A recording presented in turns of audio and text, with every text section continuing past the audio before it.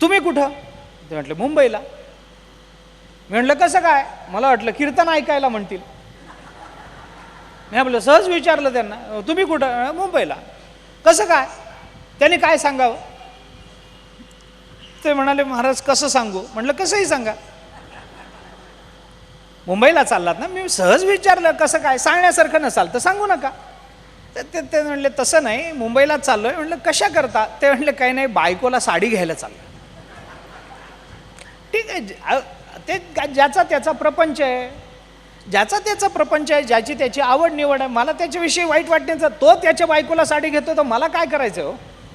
ठीक आहे, प्रपंच आहे, काही करावं लागतात, काही गोष्टी काही असेल, मी काही फार हे केलं नाही. पण मला उगीच शंका, काही घेणं नाही देणं नाही. मी सहज त्यांना विचारलं, अहो तुम्ही मुंबईला जाऊन बायकोला साडी घेणार आहात, साडी घ्यायला म्हणून एवढ्या लांब निघाला आहात, किती रुपयाची घेणार आहात? मी सहज, निदान वारकऱ्याला किंमत तर माहिती असावी.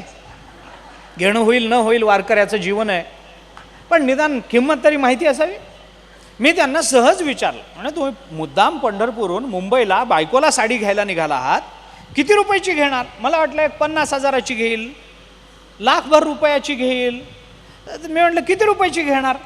ते हसले. ते म्हणाले काय नाही महाराज, हेच आपलं एक 40-50 रुपयापर्यंत मिळाली तर बघावं. मी म्हणलं वेड्या माणसं, अरे जे पंढरपूरला मिळतं त्याच्यासाठी मुंबईला जायचं कारण काय आहे? जे आम्हाला प्रपंचात आमच्या प्रारब्धानं मिळतं त्याच्याकरता आम्ही परमार्थ का करावा सांगा?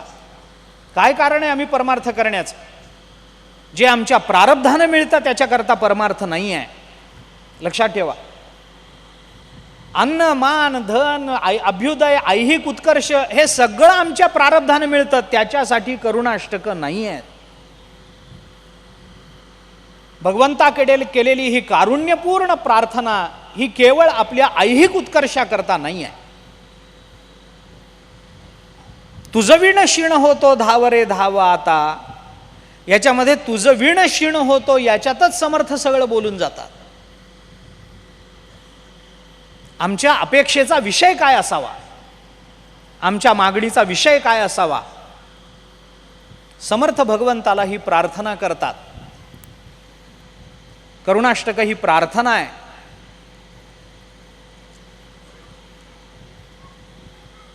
प्रार्थना हा शब्दच असा गमतीचा आहे.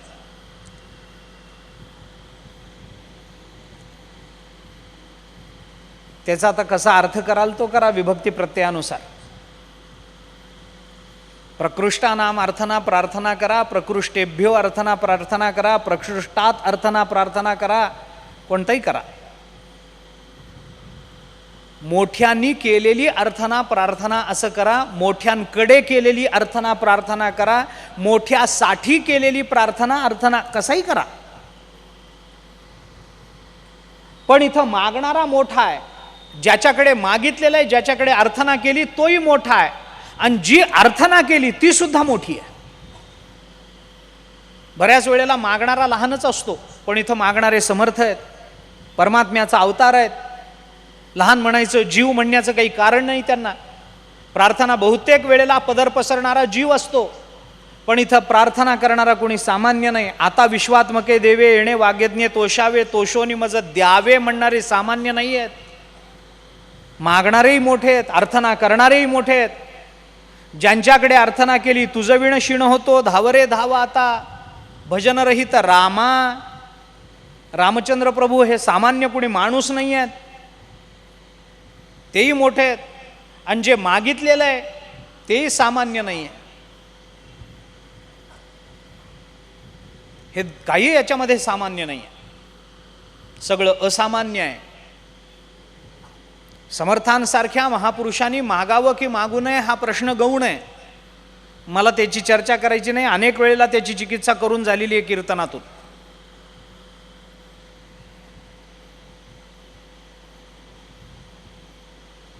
तुझं विण क्षीण होतो धावरे धावा आता ही भावना त्यांची का आमची हो? अरे ते तर रामरूप झालेलेच आहेत, मन हे राम झाले, मन हे राम झाले, ही त्यांची अवस्था आहे. समर्थ रामरूपच आहेत. अरे रामचंद्र प्रभूंचाच तो अवतार आहे, मारुतीरायांचाच तो अवतार आहे, ते परमात्मा रूप आहेच आहेत. तुझं विण क्षीण म्हणण्याकरता भगवत वियोग त्यांना झालाय कधी म्हणून? भगवत वियोग नाही. अल्पकाळापुरता सुद्धा भगवत वियोग नाही समर्थांना. सनकादिकांचं वर्णन करताना भागवताने निमिषार्धम न तिष्ठन्ति वृत्तिम ब्रह्ममयीं विना म्हटलंय, तसं समर्थांचं चरित्र आहे. अर्धा निमिष सुद्धा समर्थांची वृत्ती रामस्वरूपाला सोडून बाजूला झालेली नाही आहे. अर्धा निमिष. निमिषार्धम न तिष्ठन्ति वृत्तिम ब्रह्ममयीं विना. निमिषार्धम, निमिष म्हणजे माहिती आहे? निमिष शब्द कालाचं परिमाण आहे. काळ, काळ मोजण्याचं परिमाण आहे निमिष. आपल्या डोळ्याची पापणी खालीहून वर व्हायला जेवढा वेळ लागतो त्याला एक निमिष म्हणतात. पटकन असं जे होतं की नाही, पटकन सेकंद सुद्धा मोठा झाला. डोळ्याची पापणी खालीहून वर व्हायला म्हणजे जागा असणाऱ्यांबद्दल बोलतोय. जे झोपलेत त्यांची आता प्रवचन संपल्यावरच वर व्हायची, त्याला निमिष म्हणत नाहीत. जे जागे आहेत त्याच्याकरता माणसाला काही प्रयत्न करावे लागत नाहीत, त्याच्याकरता संकल्प नाही करावा लागत. बघता बघता पापणी लावते आणि पटकन वर होते. पटकन, त्याला म्हणतात एक निमिष. त्याच्यातला अर्धा भाग तेवढा काळ म्हणजे डोळ्याची पापणी लवेपर्यंत, वर व्हायला तर तत्क्षणी होते, पण लवेपर्यंत जेवढा वेळ लागतो तेवढा वेळ सुद्धा समर्थांची वृत्ती रामस्वरूपाला सोडून बाजूला गेली नाही. निमिषार्धम न तिष्ठन्ति वृत्तिम ब्रह्ममयीं विना. त्यांनी हे म्हणावं काय, तुझं विण शिण होतो धावरे धावा आता, ही काय त्यांची भावना आहे काय? तुझं विण म्हणण्याकरता जो वियोग लागतो तो वियोग झाला काय समर्थांना? मग ही भाषा कुणाची? ही भाषा काय आहे?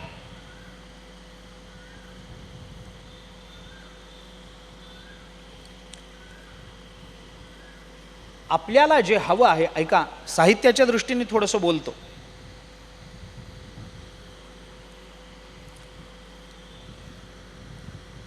जरी शोक हा करुण रसाचा स्थायी भाव असला तरी आपल्याला अपेक्षित असणारी वस्तू आपल्या कोणत्याही प्रयत्नाने जेव्हा आपल्याला प्राप्त होत नाही, आणि आता केवळ आणि केवळ भगवत कृपा हे एकमेवा द्वितीय उपाय त्याच्यावरचा शिल्लक राहिलेला आहे, त्याच्या विना अपेक्षित असणारी वस्तू जेव्हा आपल्याला प्राप्त होणारच नाही, कोणत्याही प्रयत्नाने होणार नाही, तेव्हा ज्याच्या कृपेने आपल्याला ती वस्तू प्राप्त होणार आहे त्याच्या संबंधानं समर्पित भावनेनीच आपल्या अंतःकरणामध्ये करुण रसाची निर्मिती होऊ शकते. अन्य माध्यम करुण रसाच्या उत्पत्ती करता नाही, हे लक्षात ठेवा. जिथं मिळण्याची शक्यताच नसते तिथं कारुण्य निर्माण होतं. एखादा माणूस आहे, ताप वगैरे आला, डॉक्टरांनी सांगितलं दवाखान्यात आणा इंजेक्शन देतो. आपण दवाखान्यामध्ये देतो, डॉक्टर त्याला एक इंजेक्शन देतात, आपण त्यांची फी देतो, धन्यवाद डॉक्टर साहेब म्हणतो, निघून येतो. याच्यामध्ये काय करुण रस आहे?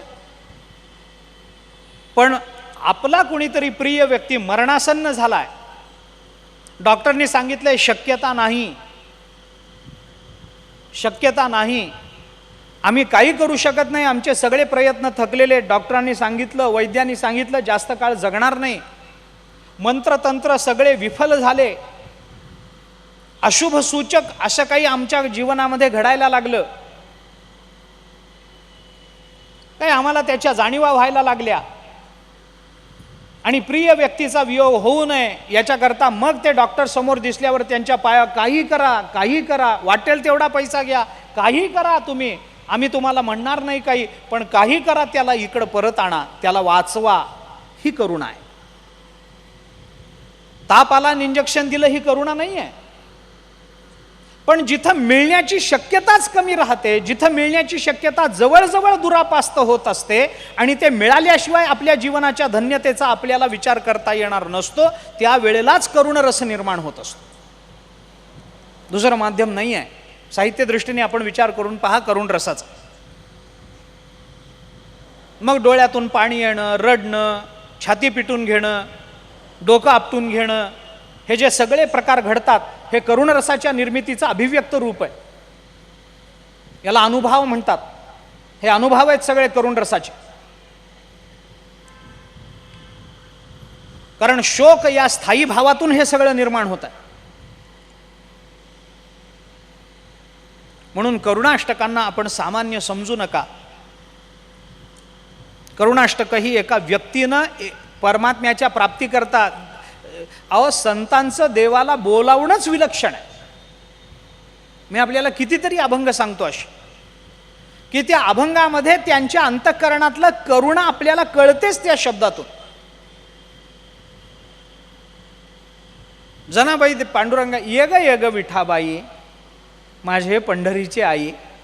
विठाबाई म्हणणं काय, तिला आई म्हणणं काय, करुण आहे हो. हा करुण रस आहे. नाही तर आपणही एखाद्याला बोलतो इकडे या, तो म्हणतो येत नाही, आपण म्हणतो ठीक आहे. हे कारुण्याचं रूप नाही आहे. हे कारुण्याचं रूप नाही. यग विठाबाई माझे पंढरीची आई, भीमा आणि चंद्रभागा तुझ्या चरणीच्या गंगा. हे करुण आहे.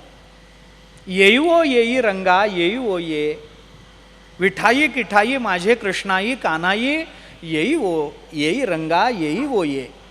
करुण आहे, सामान्य नाही आहे. गरुड वाहना गंभीरा येई गा दातारा, बाप रखुमा देवीवरा श्री विठ्ठला.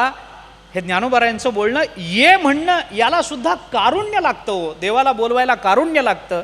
तुझं विण शिण होतो धावरे धाव आता. हे बोलावणं हे करुण रसाची उत्पत्ती आहे. देवा इकडे ये, परमात्मा म्हणाला नाही सध्या वेळ. आपण म्हणतो ठीक आहे, जेव्हा वेळ मिळेल तेव्हा ये. हे काय कारुण्य आहे काय? हे काय कारुण्य आहे? नाही. करुण रसाचा विभाव, अनुभव, व्यभिचारी भाव, त्याचा स्थायी भाव, या सगळ्या गोष्टीमध्ये आपल्या प्रिय व्यक्तीचा वियोग आपल्या शोकाला जेव्हा कारण ठरतो आणि त्या प्रिय व्यक्तीची प्राप्ती त्याच प्रिय व्यक्तीच्या कृपेशिवाय होणार नसते, त्यावेळेला त्याच्या ठिकाणी ती कृपा निर्माण व्हावी याच्याकरता आपोआप आपल्या अंतःकरणामध्ये ही करुणा निर्माण होत असते. याची उदाहरणं आपल्याला पुष्कळ देता येतील. भगवंता समर्थांच्या करुणाष्टकातून जी करुणा, मग कारण त्यांनी ज्या परमात्म्याला हाक मारलेली आहे तो परमात्मा करुण रसाची अभिव्यक्ती म्हणून सिद्ध झाला आहे.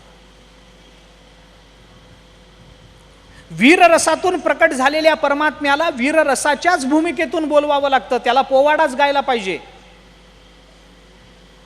त्याला परमात्म्याला बोलवताना सुद्धा तिथं वीर रसाची उत्पत्ती पाहिजे. आपल्या शब्दातून आपलं पराक्रम, आपलं सामर्थ्य त्याला कळलं पाहिजे. परमात्मा जर भयानक अशा रसातून अभिव्यक्त झाला असेल तर त्याला बोलवतानाचे शब्द सुद्धा तसेच कठोर पाहिजेत. सगळ्या कठोर व्यंजनाचा वापर होतो त्यावेळेला तिथे.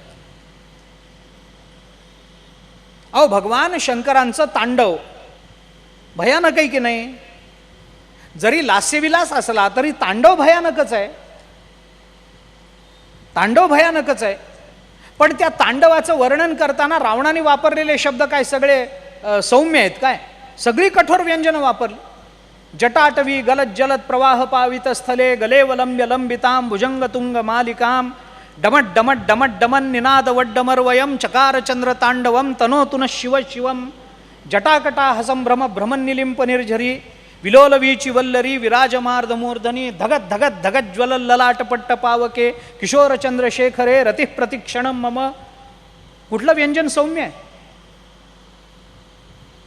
तांडवातल्या परमात्म्याला आमंत्रण द्यायचं असेल तर त्याच्याकरता शब्दयोजना तशीच हवी. भयानक रसातल्या परमात्म्याला आमंत्रण द्यायचं असेल शब्दयोजना तशीच हवी. शांत रसातल्या परमात्म्याला आमंत्रण द्यायचं असेल शब्दयोजना तशीच हवी. करुण रसात प्रकट झालेल्या या रामचंद्र प्रभूंना आमंत्रण द्यायचं असेल तर शब्दयोजना तशीच हवी. अनुदिनी अनुतापे तापलो रामराया परमदिन दयाळा निरसी मोहमाया अचपळ मन माझे नावरे आवरिता तुझविण शिण होतो धावरे धाव आता. धावरे धाव आता, हे हा रे सुद्धा वापरणं रस उत्पत्तीला कारण आहे, रसनिष्पत्तीला कारण आहे. अधिक बोलणार नाही, थोडंसं पुढे चलून आपण या गोष्टीचा विचार करू. समर्थांची करुणाष्टकं म्हणून मला सामान्य वाटत नाहीत. या करुणाष्टकातून प्रकट झालेला करुण रस हा केवळ एका विचारातून, एका भावनेतून प्रकट झालाय असं न म्हणता मला असं वाटतं की या प्रत्येक अक्षरातून, प्रत्येक शब्दातून, प्रत्येक श्लोकातून, प्रत्येक वाक्यातून हा रस प्रकट झाला. आपण पूर्ण श्लोक म्हणा, त्याच्यामध्ये त्या रसाची अभिव्यक्ती आहे. आपल्याला श्लोक न म्हणता एखादी पंक्ती म्हणावी वाटली तरी त्याच्यामध्ये त्या रसाची अभिव्यक्ती आहे. पंक्ती न म्हणता एखादा शब्द उच्चारावा वाटला तर त्याच्यातूनही त्या रसाची अभिव्यक्ती आहे. आणि शब्दाच्या ऐवजी एखादं अक्षर जरी उच्चारावं वाटलं तरी त्या अक्षरातूनही करुण रसाची अभिव्यक्ती समर्थ या करुणाष्टकातून करून देतात. करुण रस काय आहे याच्याबद्दल मी फार बोललो नाही आहे. त्याची शास्त्रीय चिकित्सा आत्ता मला किंवा साहित्यिक चिकित्साही मला त्याची आत्ता करायची नाही आहे, तो विचार नंतरचा आहे. पण समर्थांची ही करुणाष्टकं परमात्मा प्राप्तीकरता म्हणून समर्थांनी उच्चारली. शोक या स्थायी भावाला अनुसरून ती आली, त्यामुळे अनुदिनी अनुतापे तापलो हा शोक आहे. आपल्या अंतःकरणातला शोक परमात्म्यापर्यंत पोचला पाहिजे. परंतु माणसाच्या अंतःकरणात अनेक प्रकारचे शोक आहेत.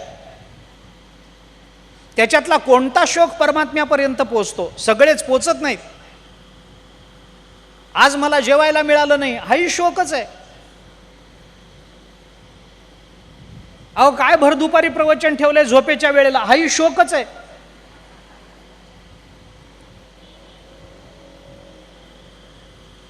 अधिक महिना सरत आला हो, अजून जावई आले नाहीत, हाही शोकच आहे.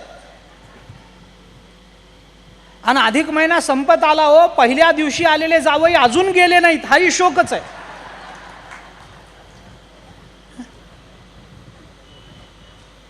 अरे अधिक महिना सुरू झाला तेव्हा आले, अजून गेले नाहीत.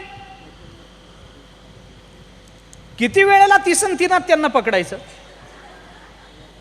हाही शोकच आहे. पण असे शोक चालत नाहीत. म्हणून भगवद्गीतेने अर्जुनाचं चिंतन करताना पहिल्यांदाच जे काही शब्द वापरलेत, शोक संविघ्न मानसहा. अर्जुन हा शोक संविघ्न मानस झालेला. देवा मला कळत नाही मी काय करावं, युद्ध करावं का करू नये मला माहीत नाही, मी निर्णय घेऊ शकत नाही आहे. हे सकळ कुळ देखोनी जो शोक उपजला असे म्हणी, तो तुझ्या वाक्या वाचोनी न जाय आणिके. अर्जुन म्हणतो देवा सगळे माझे गोत्रज, माझे भाऊ, माझे गुरु, माझे आजोबा, माझे मामा, माझे शालक, सगळे जवळचे नातेवाईक माझ्या डोळ्यासमोर धनुष्यबाण घेऊन उभे आहेत. मी त्यांच्यासमोर शत्रू म्हणून उभा आहे.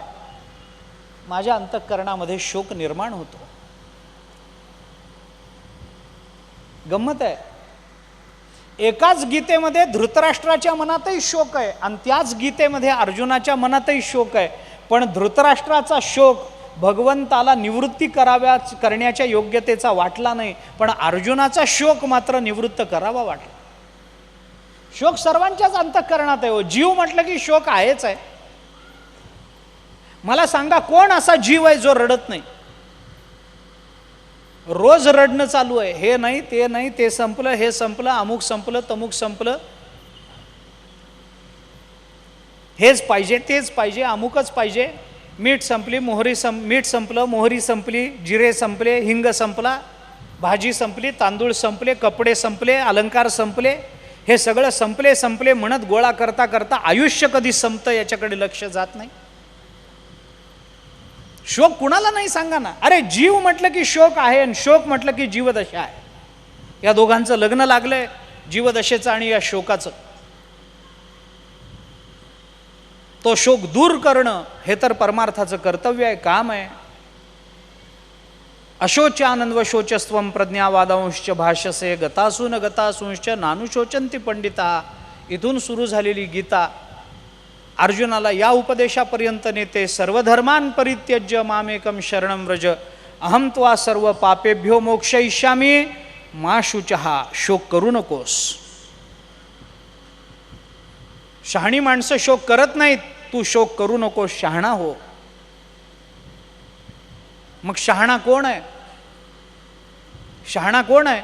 शहाणा तो एकच आहे. कोण? शहाणा तो धनी. तोच एक शहाणा या जगामध्ये. तू का म्हणे सोपे आहे सर्वाहुनी. बस जो परमात्मा प्राप्ती करून घेतो तो या जगात शहाणा आहे. आणि ती परमात्मा प्राप्ती व्हावी याच्याकरता जो शोक प्रकट झाला, तो शोक ज्या शब्दातून प्रकट झाला ते शब्द करुणाष्टकामध्ये प्रकट झाले. तीच करुणाष्टक आहेत. अष्टक जरी असली तरी 34 श्लोक याच्यामध्ये आहेत. समर्थांनी या शब्दातून ज्या पद्धतीचा भाव व्यक्त केला तो भाव परमात्म्याच्या अंतःकरणात आपल्याबद्दलचा जिव्हाळा निर्माण करण्याला कारण ठरणार आहे. शब्द योजना अशी आहे की ज्या शब्द योजनेच्या उच्चारामध्ये परमात्म्याचं मन आपल्याकरता वितळावं असं सामर्थ्य आहे. म्हणून मी आपल्याला म्हटलं की तुझं विण क्षीण होतो हे समर्थांना नको आहे. पण परमात्म्याकडे आपण काय मागितलं पाहिजे, परमात्म्याकडे परमात्माच कसा मागितला पाहिजे याच्याकरता म्हणून समर्थ आपल्याला एक आदर्श घालवून देतात, एक विचाराची संपन्नता देतात, एक वैचारिक निष्ठा देतात. परमात्म्याच्या अंतःकरणामध्ये आमच्याबद्दल जर काही जिव्हाळा निर्माण व्हायचा असेल तर त्याच्याकरता आपलं अंतःकरण जे दुःखानं भरलेलं आहे, जे परमात्मा प्राप्तीकरता तळमळतं आहे, ते त्यांच्यासमोर प्रामाणिकपणानं मांडण्याची सद्बुद्धी याच्यातून समर्थ आपल्याला देतात. आपला विचार मांडता आला पाहिजे हो. बस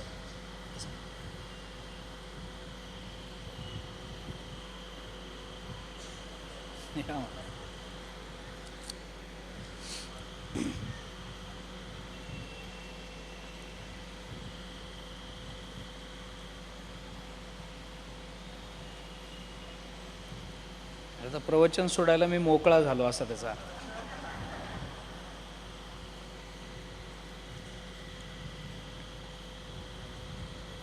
करुणाष्टकावर बोलतो महाराज. म्हणून समर्थांची ही करुणाष्टक आपल्या जीवनाच्या धन्यतेकरता चिंतनीय आहेत, मननीय आहेत, श्रवणीय आहेत, वाचनीय आहेत आणि उपासनीय आहेत. मी सुरुवातीलाच आपल्याला बोललो हा प्रयोग आपण करून बघा. बाकी मी काही म्हणत नाही आपल्याला. आपण हा प्रयोग करून बघा. आजपासून करा. काही नाही. करुणाष्टकं कुठेही मिळतात, कुठेही उपलब्ध होतात सहजतेने. सगळी कामं झाल्यावर अंथरुणावर बसल्यावर झोपण्याच्या पूर्वी करुणाष्टकं म्हणून झोपा. झोप चांगली लागते का नाही बघा. प्रयोग तरी करून बघा. नाही लागली तर आपल्या म्हणण्यात काहीतरी चूक झाली असा त्याचा अर्थ.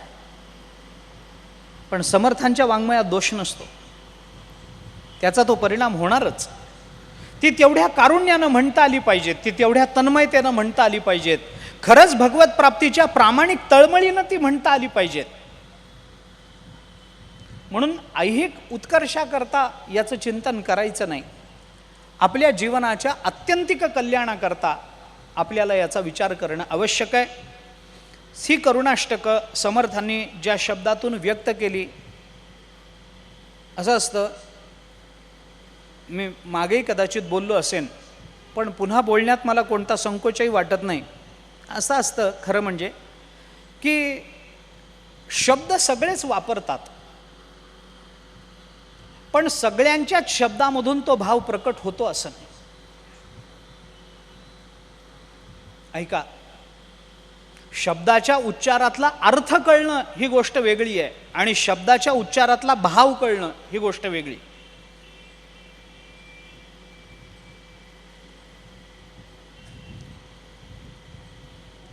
अर्थ कदाचित कुणालाही कळेल, पण शब्दाच्या उच्चारातला भाव सगळ्यांना कळणार नाही.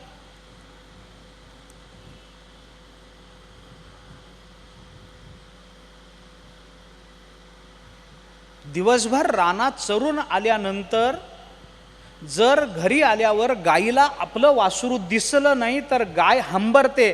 त्या हंबरण्यातली आर्तता वासरालाच कळते, इतरांना कळत नाही. इतरांना ती कळणार नाही. मी जर असं साधं उगी म्हणायचं म्हणून म्हणत गेलो, अनुदिनी अनुतापे तापलो रामराया परमदिन दयाळा, ह्याच्यात काही नाही, ह्याच्यात काही नाही, याच्यात अर्थता प्रकट होत नाही. शब्दाचा उच्चार, शब्दाचा अर्थ आणि शब्दाच्या मागचा भाव या तिन्ही गोष्टी एकत्रित येणं हे फार अवघड असतं. बऱ्याच वेळेला शब्दाचा उच्चार आणि शब्दाचा अर्थ या दोन गोष्टी एका केंद्रात येतात, पण शब्दाच्या उच्चारातून भाव प्रकट होणं ही गोष्ट सामान्य नाही आहे. ज्ञानोबारायांची विरहिणी आपण पहा, शब्दाच्या उच्चारात भाव प्राकट्य आहे, शब्दाच्या उच्चारात भाव प्राकट्य. ज्ञानेश्वरीच्या अशा अनेक ओव्या मी सांगेन की तो शब्द उच्चारल्यानंतर आपल्याला अर्थ तर कळेलच, पण त्याच्यातला भावही कळेल. ओव्या सांगेन मी आपल्याला अशी. उदाहरण म्हणून सांगायची तर एक ओवी सांगतो मी आपल्याला.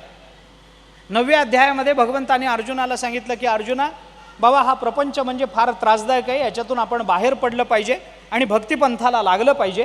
हे सांगताना ज्ञानोबारायांनी ज्या पद्धतीनं शब्दरचना केली आपण पाहून घ्या. आहा कटकटा ये ओखटे मृत्यूलोकीचे उफराटे, येथ अर्जुना जरी अवचटे जन्मलासी तू, तरी झडझडोनी वहिला निघ. हा झडझडोनी जो शब्द आहे ना, या शब्दाचा अर्थही कळतो आणि झडझडून बाहेर पडणं म्हणजे काय याचा भावही त्याच वेळेला व्यक्त होतो. ज्ञानोबारांच्या शब्द योजनेचं कौशल्य आहे, दिसणार नाही इतरत्र. हे शब्दाचा उच्चार, शब्दाचा अर्थ आणि शब्दाचा भाव या तिन्ही गोष्टी एकसमयावच्छेदाने व्यक्त होणं, याच्याकरता जे कौशल्य लागतं, याच्याकरता जी कृपा लागते, याच्याकरता शब्दांवरचं जे प्रभुत्व लागतं, आणि याच्यापेक्षा शब्द हे अंकित व्हावे लागतात, ते समर्थांच्या बाबतीत, ज्ञानोबाराय तुकोबारायांच्या बाबतीत आपल्या महाराष्ट्रामध्ये फार संपन्नतेनं दिसून येतं.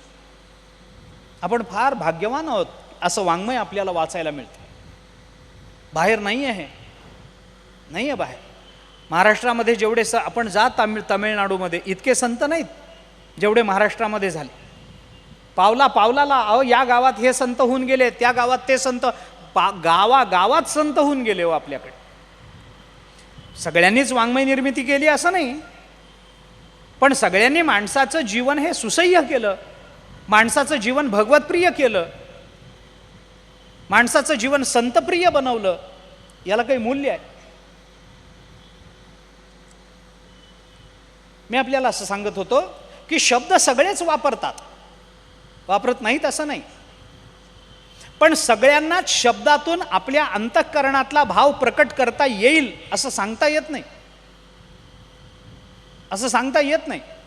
त्याच्याकरता ते उच्चार तसे करावे लागतात.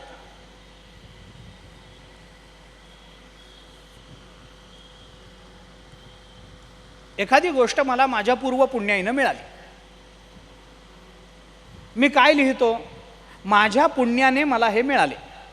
मी असं एखादं वाक्य लिहिलं, माझ्या पुण्याने मला हे मिळाले, या माझ्या पुण्याने मला हे दिले. आता माझ्या पुण्याने मला हे दिले असं वाक्य मी लिहिलं, त्याच्यात माझ्या पुण्याने असं मी लिहिलं, वाचणारा काय वाचेल, माझ्या पुण्याने मला हे दिले, माझ्या पुण्याने मला हे दिले आणि माझ्या पुण्याने मला हे दिले. काय फरक करता, काय फरक करता? शब्द तोच आहे ना, पण पुण्यानेच्या ऐवजी पुण्याने म्हटलं की अर्थ बदलतो. शब्दाचा उच्चार, शब्दाचा अर्थ आणि शब्दाचा त्या अर्थाला अनुसरून असणारा भाव हे सगळं एकसमयावच्छेदानं सर्वांच्याच मुखातून प्रकट होत नाही. समर्थांनी करुणाष्टकातून ते सिद्ध करून दिलं. समर्थांचे शब्द, त्या शब्दांचा उच्चार, त्या शब्दाचे अतिशय करुण रसानं परिप्लुत असणारे अर्थ आणि तेवढाच शोक संविग्न असणारा भाव समर्थांच्या शब्दातून प्रकट होताना आपल्याला दिसतो. कठोर भाषेमध्ये करुणाष्टक म्हणताच येत नाहीत. आपण मला म्हणून दाखवा. करुणाष्टक म्हणताना भाषा सौम्य होतेच होते, कोणी असो, किती कठोर हृदयाचा माणूस असो. सामर्थ्य शब्दाचं आहे, शब्दाच्या योजनेचं आहे. म्हणून मी आपल्याला थोडासा गमतीचा सिद्धांत सांगतो. मागे मी बोललोही असेल म्हणून मी म्हणालोय मागे मी, अहो शब्द जे काय असतं, शब्द सगळेच उच्चारतात, पण सगळ्यांच्याच शब्दाला समान किंमत नसते. मी उदाहरणं सांगतो या संदर्भातली. आपल्या एखादा चोर समजा पकडला गेला, आपल्या घरात चोरी करताना चोराला आपण पकडलं, पोलिसांना बोलावलं, पोलिसांच्या ताब्यामध्ये चोराला दिलं आणि आपण सांगितलं की या चोराला फाशी द्या. चोर देतील काय हो पोलीस? या चोराला फाशी द्या हे आपण म्हणल्याने पोलीस त्याला फाशी देतील काय? देत नाही. मग हे कोण म्हणावं लागतं? फाशी द्या हे शब्द कुणाच्या मुखातून यावे लागतात? त्याला न्यायाधीशच पाहिजे. शब्द तेच असतात. म्हणून लक्षात घ्या, शब्दाला कधीही स्वतःची किंमत नसते. शब्द ज्याच्या मुखातून निर्माण होतो त्याची किंमत त्या शब्दाच्या मागे उभी असते. नियम आहे. शब्दाला स्वतःची किंमत नाही, कारण शब्द जड आहे, मुखातून निर्माण होणार आहे. मुखातून निर्माण होतो. मुख काय? कर्मेंद्रिय आहे. कर्मेंद्रियातून ज्याची उत्पत्ती झाली तो काही चेतन असणार आहे काय? मुळात ज्या कर्मेंद्रियातून उत्पत्ती झाली ते कर्मेंद्रिय जड आहे, आणि जडापासून काय चेतन बनवता काय? शब्द जड आहे. पण जड असणारा शब्द परिणाम करतो की नाही? करतो. का करतो? कारण ते शब्दाचं सामर्थ्य नसतं. परिणाम जो होतो तो ज्याच्या मुखातून शब्द निघतो त्याच्या सामर्थ्याचा तो परिणाम असतो. लक्षात घ्या. मी याच्याकरता गंमत म्हणून एक उदाहरण देतो. एखादा अशी लांब कागद मी घेतला, गुलाबी रंगानं रंगवला. गुलाबी रंग कळतो का नाही? हां, जरा गडद गुलाबी रंगानं तो रंगवला आणि त्याच्यावर मी असं लिहिलं, मैं धारक को 2000 रुपये अदा करने का वचन देता हूं. कळलं?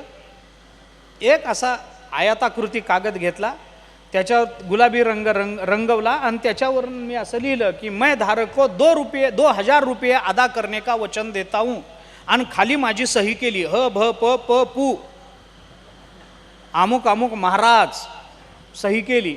बाजारात घेऊन जातो कागद. 2000 रुपये कोण देतं सांगा? कोण देतं? तो कागद बाजारात नेला, त्याला 2000 रुपये कोणी देत नाही. पण हेच शब्द जेव्हा गव्हर्नर लिहून खाली सही करतो तेव्हा त्याला 2000 रुपये मिळतात की नाही सांगा? शब्दात बदल नाही आहे. मग माझ्या शब्दाला मिळत नाहीत आणि त्याच्या शब्दाला मिळतात. काय आहे? उलट त्यांनी तर काही परमार्थ केला नाही. मी रोज ज्ञानेश्वरी वाचतो,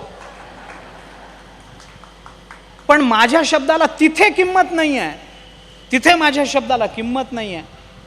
शब्द कुणाच्या मुखातून येतो त्याच्यावर त्याचा परिणाम अवलंबून असतो. लक्षात ठेव.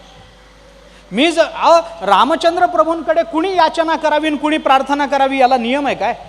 कोणी करू शकतं, कोणीही करू शकतं. या जगतामध्ये जन्माला आलेला प्रत्येक जीव मुक्त होण्याच्या अधिकाराचा आहे. या जगतामध्ये जन्माला आलेला कोणीही जीव रामकृपांकित होण्याच्या अधिकाराचा आहे.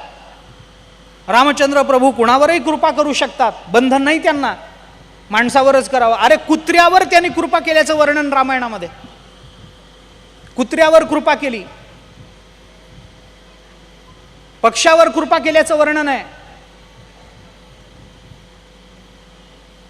त्या कावळ्याचं त्या कोण घुबडाचं भांडण झालं त्यावेळेला कुणावर कृपा करायची हे ठरलं. रामचंद्र प्रभूंनी केली ना, केली कृपा. कुत्र्यावर कृपा केली. एका संन्याशाच्या विरुद्ध जाऊन कुत्र्यावर कृपा केल्याचं वर्णन आहे. परमात्मा कुणावर कृपा करेल त्याची इच्छा आहे. पण या जगतातला प्रत्येक जीव कृपा करून घेण्याच्या पात्रतेचा मात्र नक्की आहे. का? कारण माणूस म्हणून जन्माला आला, जीव म्हणून जन्माला आला म्हणून. मी का बोलतो आपल्याला हे? थोडा विचार या संबंधामध्ये करा. माझ्या शब्दांनी सुद्धा रामचंद्र प्रभूंची करुणा भाकणं मला शक्य आहे, पण माझ्या शब्दामध्ये ती ताकद नाही आहे की रामचंद्र प्रभूंचं अंतःकरण माझ्याकरता वितळेल. याच्याकरता करुणाष्टकाचा आश्रय करावा लागतो. समर्थांच्या शब्दात ते सामर्थ्य आहे. मी कदाचित म्हणेन की देवाच्या पाया पडून म्हणेन, साष्टांग नमस्कार घालून म्हणेल की देवा कृपा करा.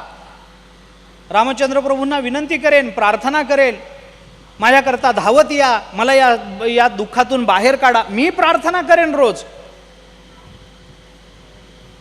पण त्या शब्दाला जोपर्यंत उपासनेची जोड मी देत नाही, जोपर्यंत जितेंद्रियत्वाची जोड मी देत नाही, जोपर्यंत साधनेची जोड देत नाही, जोपर्यंत त्या शब्दाला समर्पणाची जोड देत नाही, जोपर्यंत त्या शब्दांना शरणागतीची जोड मी देत नाही,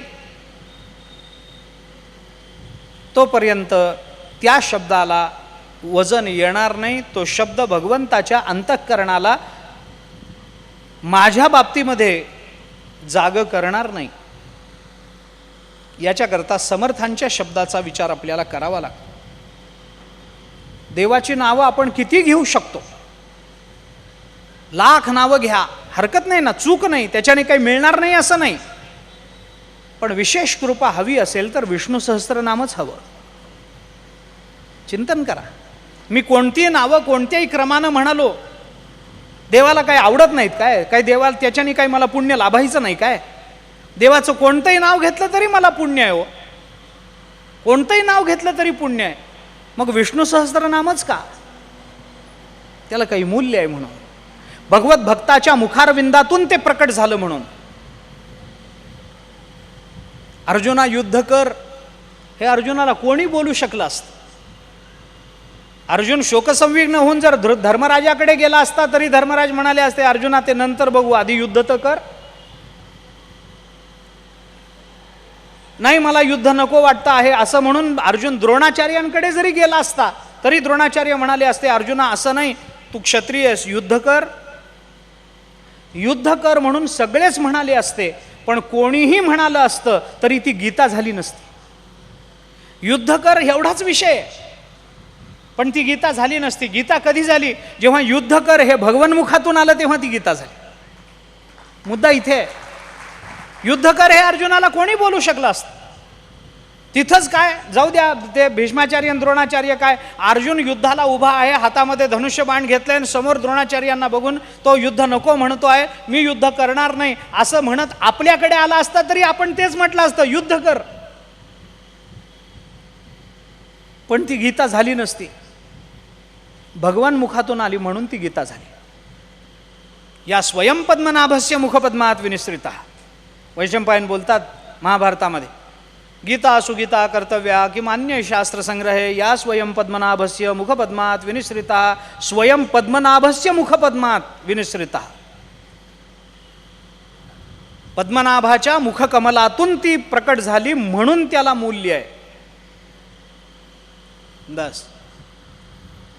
स्वमुखे आपण सांगे तो श्री विष्णू. श्री गीता हा प्रश्न अर्जुन आहे ना. स्वमुखे आपण, याला काही किंमत द्याल का नाही? भगवंताच्या ठिकाणी करुण रस निर्माण व्हावा. कारण शोकाची जाणीव, मी आपल्याला थोडं वेगळं बोलतो आता, एक शेवटचा मुद्दा मांडतो आणि थांबतो. मला आपल्याला असं विचारायचं आहे,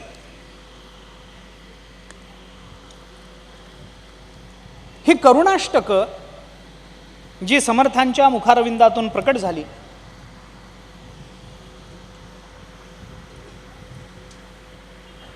ती समर्थांनी रामाच्याच संबंधानं का म्हटली, कृष्णाच्या संबंधाने का म्हटली नाही? अनुदिनी अनुतापे तापलो कृष्णराया, परमदिन दयाळा निरसी मोहमाया, अचपळ मन माझे नावरे आवरिता, तुझ विण शिण होतो धावरे धाव आता. काय बिघडलं? काय छंद चुकला? काय झालं? काय तापलो रामराया म्हणायच्या ऐवजी कृष्णराया म्हणाले असते तर काय बिघडलं असतं? काय बिघडलं काय असतं? रामरायाच कशा करता? फक्त ते त्यांचं उपास्य आहे म्हणून? म्हणजे काय भगवान समर्थ काय कृष्णाला मानतच नाहीत काय? अरे रामचंद्र प्रभू आणि भगवान श्रीकृष्ण हे स्वरूपानं एक आहेत. हे समर्थांना जेवढं कळतं तेवढं कुणाला कळतं? समर्थांना याची जाणीव नाही काय? जे रामचंद्र प्रभू आहेत तेच कृष्ण रूपात आहेत म्हणून? पांडुरंगासमोर येऊन त्याला राम म्हणण्याचं धाडस त्यांनीच करावं. येथे कारे उभा श्रीरामा, मनमोहन मेघश्यामा, चापबाण काय केले करकटावरी ठेविले, काय केली शरयू गंगा, येथे आणली चंद्रभागा, काय केली सीता सती, येथे बहुत जन दिसती, रामदासी सद्भाव जाणा, राम झाला पंढरी राणा. समर्थांचा अभंग आहे.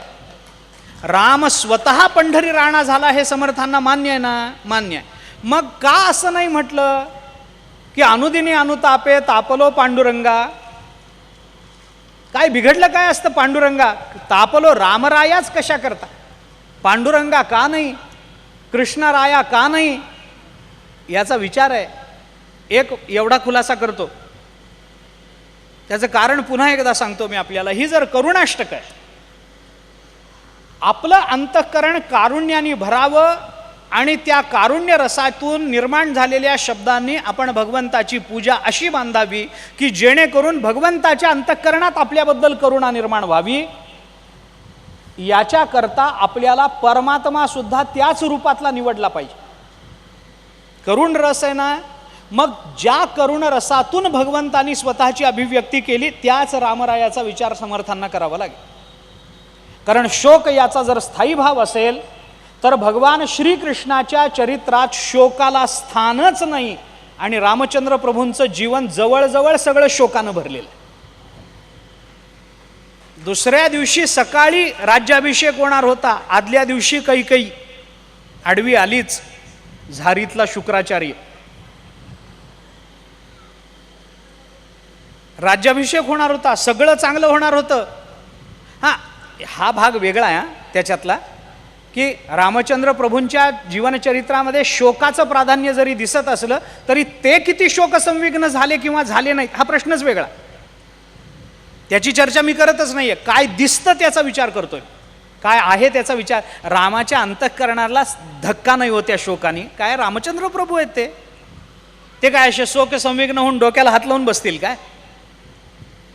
पण दुसऱ्या दिवशी सकाळी राज्याभिषेक होणार होता, कैकेयी माता रुसली.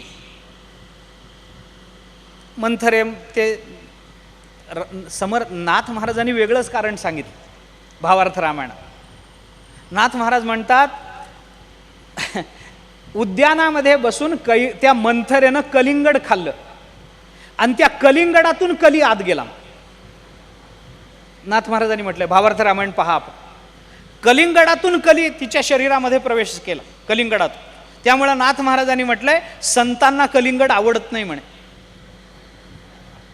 असं नाथ महाराज, याचा अर्थ ज्यांना कलिंगड आवडत नाही ते संत आहेत असं नाही बरं का. पण कलिंगडाकडे काय आहे, पदार्थ खाताना, पदार्थ स्वीकारताना त्या पदार्थाचं नाव आणि त्या पदार्थाचं रूप आपल्या अंतःकरणात त्या पदार्थाबद्दलचा भाव निर्माण करत असतो. एक साधा विचार मी आपल्याला सांगतो, साधा विचार. कलिंगड बघितलं ते फुटलं, आतून जो सगळा लाल भडक गर बाहेर पडतो तो मांस सदृश्य असतो. म्हणून त्या पदार्थाकडे पाहताना, त्या फळाकडे पाहताना मांस सदृश्यता असल्यामुळे भावदूषितता येते. त्यामुळे संत तो पदार्थ खात नाहीत असं वर्णन शास्त्रात आहे. आपण पाळावं असं नाही. ज्यांना आवडतं त्यांनी खा, पण आता पावसाळा सुरू झालाय, सांभाळून खा. चांगलं नसतं पोटाकरता पावसाळ्यात कलिंगड. त्या मंथरेच्या त्याच्यातून त्या मंथरेने मग त्या कैकेयीचे कान फुंकले. माहेरून आली होती ना ती, माहेरून आली होती कैकेयीच्या. त्यामुळं कैकेयीला ती सांगेल तेच योग्य वाटायला लागलं. मग ते मंथरेने सांगितलं की तू असं कर म्हणे, की 2 वर तुला मागायचे तुझ्या नवऱ्याकडे, तर ते 2 वर मागून घे. एका वरामध्ये काय मागशील? भरताला राज्य माग. दुसऱ्या वरामध्ये रामाला वनवास माग. कैकेयीने सांगितलं, अगं भरताला राज्य ठीक आहे, रामाला वनवास कशाला? मग तिने अजून कान भरले.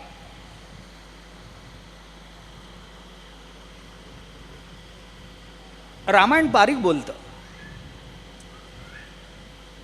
तुलसीदासजी, नाथ महाराज हे त्या रामायणावरचे जे टीकाकार आहेत, रामायणाला विस्तृत करणारे जे महात्मे आहेत, ते रामायणातले वेगवेगळे भाव फार लीलया व्यक्त करत असतात. पहिल्या वरात दशरथाला राज्य आणि दुसऱ्या वरामध्ये रामाला वनवास असंच मागायचं. याच्या क्रमात सुद्धा बदल करायला कैकेयीला तिने परवानगी दिली नाही मंथरे. पहिल्या वरात रामाला राज्य, दुसऱ्या वरात रामाला वनवास, दुसऱ्या वरात भरताला राज्य नाही. पहिल्या वरात भरताला राज्य, दुसऱ्या वरात रामाला वनवास, हाच क्रम ठेवायचा. काही म्हणाली त्याच्यात काय होतं, तुला कळत नाही मी सांगते म्हणून. काही मग नाटक करायचं ते केलं, रुसल्यानंतर ते क्रोधागार म्हणून जुन्या काळामध्ये घराघरामध्ये एक खोली असायची, अंधारी खोली, क्रोधागार. राजवाड्यांमधून क्रोधागार म्हणजे कोणी रागावलं की त्या खोलीमध्ये जाऊन बसायचं, त्याला म्हणायचं क्रोधागार. मोठमोठे आता राजवाडे, तिथं खोल्यांनाही काही कमी नाही. खोली उघडायची, खोलीमध्ये जाऊन बसायचं. क्रोधागार उघडलं की कोणीतरी रागावलंय हे कळतं. अलीकडे घरच लहान झाल्यामुळे घरातल्या सगळ्याच खोल्या क्रोधागार आहेत. तुम्ही कुठेही बसा, चिंता करू नका. आपल्या घरात नाही क्रोधागार, असं नवऱ्यावर कसं रागवायचं, चिंताच करू नका. आपलं बेडरूम सुद्धा क्रोधागारच आहे, किचन सुद्धा क्रोधागारच आहे, काही चिंताच नाही. जाऊन बसली. दशरथ राजाला कळलं, दशरथ राजे गेले. पुष्कळ मोठं वर्णन आहे, सगळंच सांगावं असं काही नाही. झालं, तिला समजावलं, ऐकलं नाही. भावार्थ रामायणाने असं म्हटलंय नाथ महाराजांनी की शेवटी दशरथ राजांनी कैकेयी समोर साष्टांग नमस्कार घातला. पत्नी आहे, तिच्या समोर साष्टांग नमस्कार घातला आणि परंपरा सुरू झाली.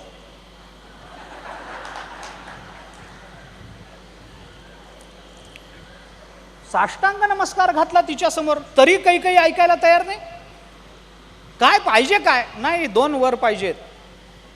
पहिल्या वरात भरताला राज्य, दुसऱ्या वरामध्ये रामाला वनवास. दशरथांनी सांगितलं कशा करता, भरताला राज्य घे ना, मी द्यायला तयार आहे, राम सुद्धा देईल, माझा राम नाही म्हणणार नाही. पण त्याला वनवास कशा करता, नाही त्याला वनवास पाहिजेच, याच क्रमानं माग. त्याचं कारण असं, तुलसीदासजींनी सांगितलेलं कारण त्याचं असं की पहिल्या वरात रामाला वनवास मागितला असता तर राम वनवासाला जाणार हा वर दिल्याबरोबर, ते कळल्याबरोबर दशरथाचा प्राण गेला असता आणि भरताला राज्य मागायचा वर राहून गेला असता. म्हणून आधी भरताला राज्य. बायका मोठ्या हुशार असतात, त्यांना बरोबर कळतं आधी काय मागायचं नंतर काय मागायचं. पहिल्याच वरात रामाला वनवास मागितला असता आणि भरताला जर दशरथांनी नाईलाजानी हो म्हटलं असतं तर राम वनवासाला जाणार हे कळल्याबरोबर भरताचा प्राण, त्या दशरथाचा प्राण गेला असता. आणि दशरथ राजा जर मेला असता तर मग दुसरा वर कुणाकडे मागायचा, त्याच्या प्रेताकडे. त्याच्यापेक्षा आधी वर माग, भरताला राज्य द्या, आणि मग वर माग रामाला वनवास. आणि तो दिल्यावर मेला, मरू दे, नवराच मरणार आहे ना, एवढं काय फार मोठं होणार. शोक आहे, अरण्यात जावं लागलं, शोक आहे. पत्नीला घेऊन गेले, पत्नीचं अपहरण झालं, शोक आहे. किती सांगू मी आपल्याला. रामचंद्र प्रभूंचं जीवनचरित्र आपण पहा. अहो, एक क्षुल्लक समुद्र रस्ता अडवतो, एक समुद्र. रामचंद्र प्रभूंपुढे काय त्या समुद्राची बिशाद आहे. पण समुद्र समोर त्या रामचंद्र प्रभूंचा रस्ता अडवतो. केवढा अपमान वाटला असेल, केवढा अपमान, केवढा अपमान. ज्या सुग्रीवाला त्याची बायको मिळवून देण्याकरता रामचंद्र प्रभूंनी मदत केली, वालीशी भांडण नसताना वालीबरोबर शत्रुत्व घेऊन वालीचं निर्दलन केलं, आणि राज्य मिळाल्याबरोबर सुग्रीव सगळं विसरून केवळ विलासामध्ये दंग होऊन राहतो, आणि आपल्या पत्नीचा शोध लावायचा विचार सुद्धा त्याच्या मनामध्ये येत नाही. मित्रावर दाखवलेल्या विश्वासाचा हा केवढा घात आहे, आणि त्याचा केवढा शोक रामचंद्र प्रभूंना झालाच. शोक आहे. समुद्र रस्ता काय अडवतो, शोक आहे. सीतेला अग्निकाष्ठ काय भक्षण करावं लागतं, शोक आहे. एवढं करून अयोध्येत आणल्यावर एखादा परीट काय बोलतो आणि सीतेचा त्याग करावा लागतो, शोक आहे. कितीतरी उदाहरण आहे. म्हणून रामचंद्र प्रभूंना त्या शोकाची जाणीव आहे, रामचंद्र प्रभूंना वियोगाची जाणीव आहे, रामचंद्र प्रभूंना रामप्राप्तीत काय आनंद होतो हे माहिती आहे. आणि याच्या करता म्हणून अनुदिनी अनुतापे तापलो रामराया, हाच शब्द समर्थांना योग्य वाटतो, कृष्णराया. कारण शोक हा जर करुण रसाचा स्थायी भाव असेल तर त्याच शोकाची अभिव्यक्ती ज्या जीवनचरित्रामध्ये झाली त्यांनाच ती प्रार्थना करणं संयुक्तिक वाटतं. आणि म्हणून ही करुणाष्टका अशा पद्धतीनं प्रकट झाली आहेत या करुणाष्टकातून समर्थांनी नेमकं काय मांडलं आहे याच्या 34ही श्लोकांचा विचार मला उद्या आणि परवाच्या प्रवचनात जरी करता येणार नसला सगळ्या श्लोकांचा, तरीसुद्धा या करुणाष्टकांकडे बघतानाची काही भावना आपल्याला वेगळी ठेवता येते का? करुणाष्टकांचा अभ्यास करताना कोणत्या रीतीनं तो अभ्यास आपल्याला करता येऊ शकतो?